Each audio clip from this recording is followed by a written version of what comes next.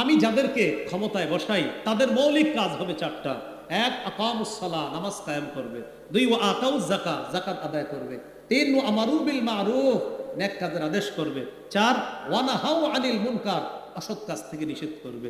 তো 6 নাম্বার আমাদের অধঃপতনের কারণ হলো আমরা মুসলিম নেতৃত্ব শূন্যতায় ভুগতেছি। 7 নাম্বার, এরা আমার সাথে একটু বলেন, বলেন শত্রুকে বন্ধু বানানো। আল্লাহ বলে দিছে এ তোমার শত্রু, না আমি কই না আমার দোস্ত। আল্লাহ বলে দিছে এ তোমার শত্রু, এটা শত্রু শত্রু, না আমি কইতাছি দোস্ত দোস্ত দোস্ত। তো হইল কি? সূরা মাইদার 51 নম্বর আয়াতে আল্লাহ স্পষ্ট বলে দিচ্ছে, ইয়া আইয়ুহাল্লাযীনা আমানু লা তাত্তাখিদুল ইয়াহুদা ওয়ান নাসারা আউলিয়া। হে ঈমানদারগণ, ইহুদি খ্রিস্টানদেরকে বন্ধু বানাও না। কিন্তু আপনি বলতেছেন হুজুর আমি তো বন্ধু বানাই না।